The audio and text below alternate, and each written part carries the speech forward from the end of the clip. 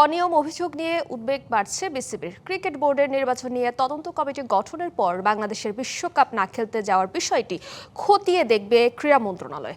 BCB এক বিবৃতিতে এমন উদ্বেগকে সরকারি হস্তক্ষেপের শঙ্কা দেখিয়ে উদ্বেগ প্রকাশ করেছে। টালমাটাল পরিস্থিতিতে ক্ষতিগ্রস্ত হতে পারে বাংলাদেশের ক্রিকেট।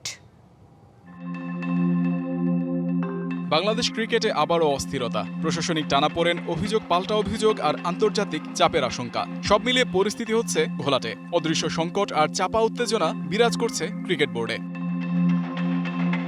সোমবার এক বিবৃতিতে বিসিবি উদ্বেগ প্রকাশ করেছে সরকারের সিদ্ধান্ত নিয়ে। গেল অক্টোবরের নির্বাচন তদন্তে কমিটি গঠনের উদ্যোগকে ক্রিকেট বোর্ড দেখছে প্রশাসনিক স্থিতিশীলতা ও স্বাধীনতার সম্ভাব্য হুমকি হিসেবে। বোর্ডের আশঙ্কা, সরকারি হস্তক্ষেপ হিসেবে যদি এই উদ্যোগ ব্যাখ্যা করা হয় তাহলে আইসিসি থেকে শাস্তির সিদ্ধান্ত আসতে পারে, যদিও ক্রীড়া প্রতিমন্ত্রী আমিনুল হকের ভিন্ন ব্যাখ্যা। তদন্ত কমিটির প্রতিবেদনের জন্য আমি অপেক্ষায় রয়েছি। সেই প্রতিবেদন আসলে সেটি যাচাই বাছাই করে এবং আমি আইসিসির সাথে কথা বলেই পরবর্তী সিদ্ধান্ত নিই। তদন্ত কমিটির প্রতিবেদন ও সুপারিশের পরিপ্রেক্ষিতে আইসিসির সাথে কথা বলে সিদ্ধান্ত নেবেন ক্রীড়া প্রতিমন্ত্রী। এরই মধ্যে নতুন আরেকটি ইস্যু সামনে এনেছেন আমিনুল হক। টি-20 বিশ্বকাপে বাংলাদেশের অনুপস্থিতির কারণ জানতে গঠিত হবে তদন্ত কমিটি। আমাদের বিশ্বকাপ ক্রিকেটে কেন আমরা খেলতে যেতে পারিনি বা কেন আমাদের ক্রীড়া কূটনীতির অভাব কোথায় ছিল,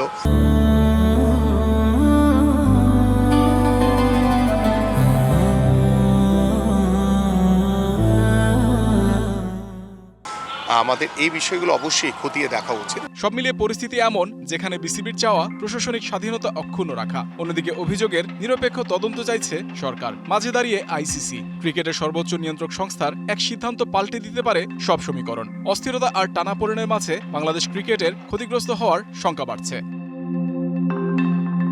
মোহাম্মদ নাজিম, ডিবিসি নিউজ, ঢাকা।